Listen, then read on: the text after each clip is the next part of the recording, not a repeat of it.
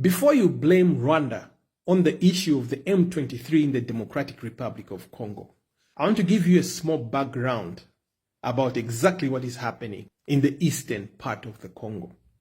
How did it all start? Because all you hear is that Rwanda is supporting M23 rebels. The DRC government is fighting against the M23 rebels to take the eastern region of the Democratic Republic of Congo. That's what you hear in the news every day. I want to tell you exactly what's happening there. Let's go back to where it all started.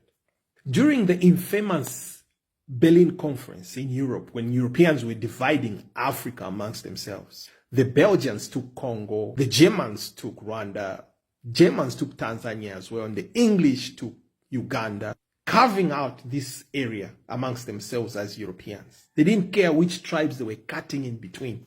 Most tribes in Africa have been cut in between.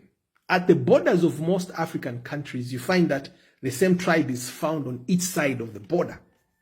It is very common across Africa because the Europeans did not care how they are dividing these tribes. All they did is just, you're taking this, we're taking this, you're taking this, we're taking this. So that's how they divided the DR Congo, Rwanda, Uganda, Burundi, Tanzania, around that area.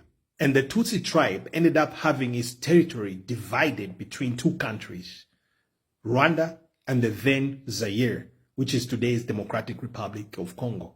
Now, why are the M23 rebels fighting against the Democratic Republic of Congo forces and the United Nations in the eastern part of the Republic of Congo? And who are the M23?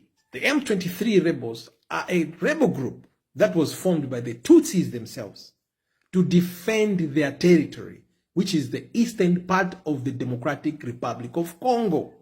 Now, to defend against who?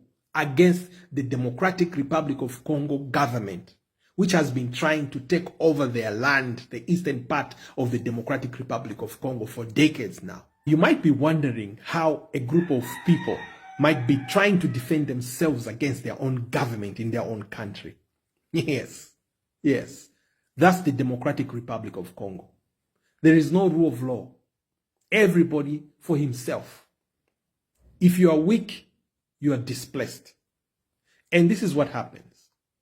Countries like the United States, China, and Russia have gone to the Democratic Republic of Congo, have chosen territories that they want to take over, and they've armed tribes that live there to fight off some tribes. So weaker tribes are taken over. So every tribe in the Congo DRC has to arm itself to the teeth. Those who have more arms and stronger, they take more territory. Government is in on it. The United States, the EU, they use the United Nations troops as cover for gang warfare that is going on in the DRC. There's no government in the DRC. They call themselves government, yes, because they run things from Kinshasa. But in actual fact, they are a gang that represents the United States, France, and others to loot the DRC. And what do? The Democratic Republic of Congo forces themselves will go out there and displace their own people off their land and allow American, British, and Belgian and French companies to be mining on those lands while the indigenous people on those lands have been displaced into refugee camps. Some have been displaced into other countries. Generations are born outside the Congo because they can't go back. They've been displaced and their lands are being guarded by the gang, under the watch of the Democratic Republic of Congo government. This is why the Tutsis in the eastern part of the Congo armed themselves, starting with the Banyamulenge, now with the M23. Because if you don't arm yourself in the DRC as a tribe, you are finished, especially if you have rich land like the eastern part of the DRC that belongs to the Tutsis. So the M23 rebels had to arm themselves to fight to defend their territory. The eastern part of Congo is rich with uranium, lithium, and other semiconductor minerals that are used to make phones and drones and everything. So now, the world is moving towards drones and phones, these smartphones and everything. And electric car batteries and everything. And these minerals are in abundance in the eastern part of the Congo. Are you following me? So government forces are fighting to take the eastern part of the Congo away from the Tutsis. The Democratic Republic of Congo government is not being very honest. The truth is they are fighting to take away the eastern part of the Congo so that the United States and other countries can enjoy exploiting those minerals in the eastern part of Congo after displacing the people, the Tutsis, the rightful owners of the eastern part of the Congo. Now, how does Rwanda come in? Follow me now. Rwanda comes in because there's a Tutsi government in Rwanda. And they are one people, by the way. They are just divided by the borders. They speak one language. They have one culture. They have the same religion. So they went to Rwanda and asked for help from Rwanda. So what does Rwanda do? They are countrymen. They are clansmen. Can they let them down? No. Because even when they are mining their own land as Tutsis in the eastern part of the Republic of Congo, they are not going to export their minerals that they are mining from there through Kinshasa or through other places. They have to find safer routes that they trust. So where are the safer routes to get the minerals out? It's Rwanda and Uganda. Do you understand what's going on here? So they fostered a relationship with Rwanda.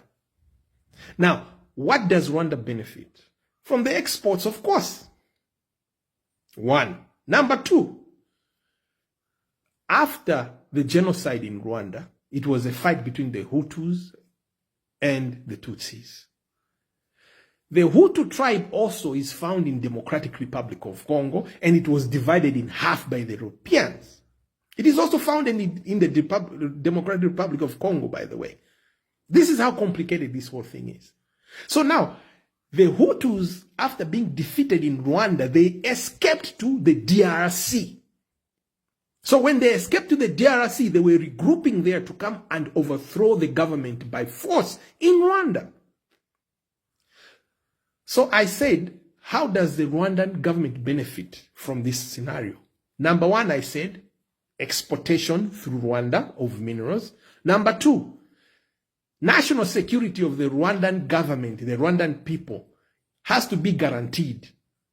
How? Because the Hutus could regroup and attack Rwanda again. So how do they guarantee national security as Rwanda? They have to keep those Hutus in the DRC in check. So how does Rwanda do that? They use their clansmen, the Tutsis that are found in the DRC, to keep the Hutus in the DRC in check.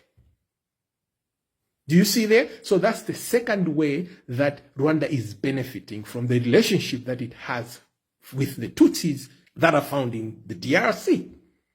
Now, the DRC government is not being honest because they are trying to push the Tutsis out of the eastern part of the Congo, saying they have to go back to Rwanda. Where do they go back to? The eastern part of the Republic of Congo is their land. It is their land. You cannot expel a people and leave their land. The DRC government is not being honest. What they want is the minerals, the uraniums and the lithiums and other semiconductor minerals that are found in the eastern part of the Congo, the land that belongs to Tutsis. So they want to expel the Tutsis from there to Rwanda. You cannot, because these people is their land. The Europeans just divided it and said, this is Congo, this is Rwanda. So the DRC government, by not being honest on this issue, is complicating things. And the United Nations is coming in an already chaotic situation. But everybody knows the United Nations is the United States.